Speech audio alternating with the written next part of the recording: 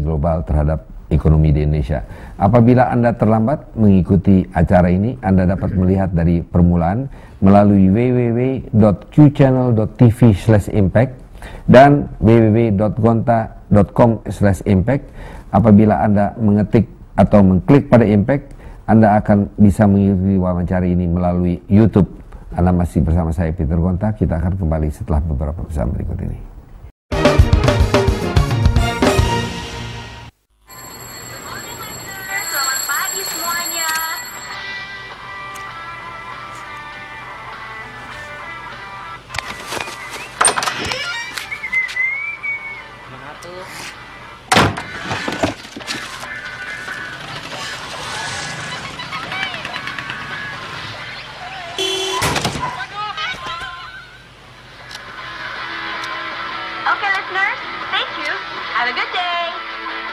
Casabella, when you want the best in exclusive, branded, premium quality furnishings.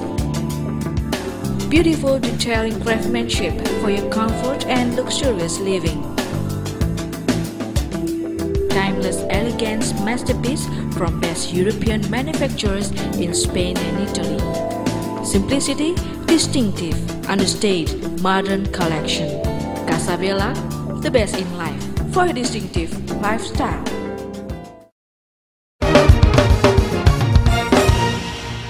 Pemirsa, Anda masih bersama dengan program Impact, masih bersama saya Peter Gonta, dan kita masih bersama dengan Bapak Didik Rahbini, anggota DPR Komisi 10, seorang PhD, seorang ekonom yang juga menspesialisasi dalam ekonomi pembangunan, betul, Bu Didik? Ya, betul. Studi pembangunan.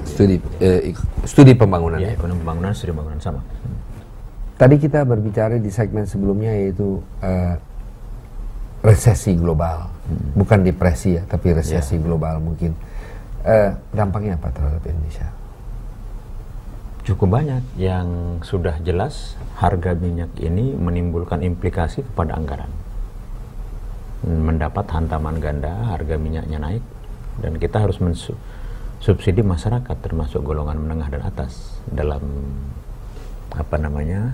konsumsi premium dan lain-lain termasuk listrik. Dan sekarang itu sudah bisa 150 triliun, 200 triliun, lumayan cukup besar. Dan penyesuaian ini kalau harganya dinaikkan punya implikasi pada inflasi.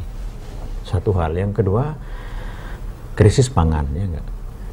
Kita dalam produksi beras setiap tahun banyak mengimpor, dan dengan produksi tradisional farming kita sering swasembada itu tidak bisa tercapai, padahal kita punya cukup banyak tanah beberapa pulau untuk menjadi rice farming yang modern, tapi tidak dilakukan karena tidak ada private sector yang akan masuk ke sana. Dan sekarang harga dari pangan beras itu naik 70%, hampir kira-kira $500 per ton, yang sebelumnya hanya 250. Dan ini juga signal cukup berat bagi Indonesia untuk mengimpor dengan harga yang lebih tinggi pada pangan, kepada APBN, dan pada inflasi termasuk pada konsumsi. Itu kira-kira dampak yang segera dan sudah kita alami, tapi tertahan karena kita masih men-supply subsidi kepada Pertamina, dan pengorbanan yang akan terjadi adalah kita cutting untuk budget infrastruktur, budget pendidikan, budget pariwisata, budget yang lain, sehingga APBN kita setengah lumpuh. APBN kita setengah lumpuh. Setengah lumpuh. Salah siapa? Coba. Yang bertanggung jawab pemerintah untuk merespon, quick policy respon terhadap masalah. Hanya pemerintah.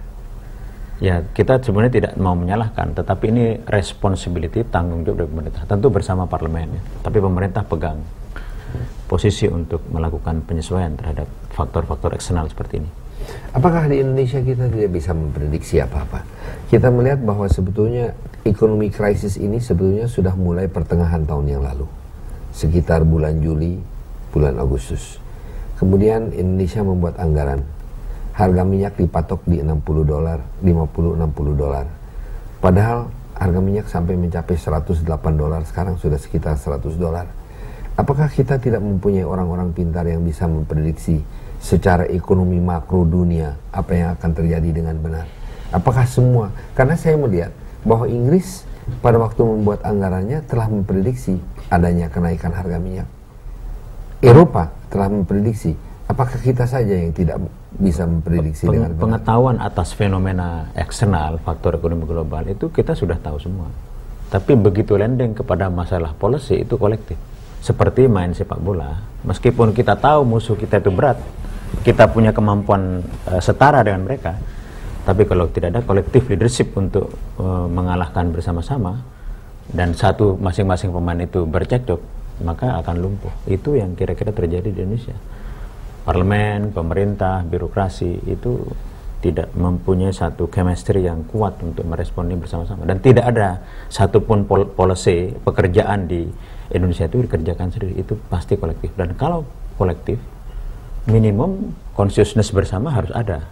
Itu pun masih melewati titik kritis, dia punya instrumen dan kemampuan untuk mengeksekusi. Dan itu kuncinya leadership. Kita sudah tahu, mengerti, tapi untuk ambil action, policy action itu collective action. Collective action itu yang tidak terjadi. Orang mengatakan, Bung Didik, bahwa segala sesuatu yang kuning itu akan naik harganya. Dalam arti? Beras, gandum, emas. Beli aja yang kuning sekarang, pasti naik harganya. Nah, kenapa dikatakan gitu? Yaitu termasuk emas hitam, black gold, yaitu adalah kebetulan warnanya memang bukan kuning tapi hitam. Karena dikatakan kalau orang Cina, kalau memang lagi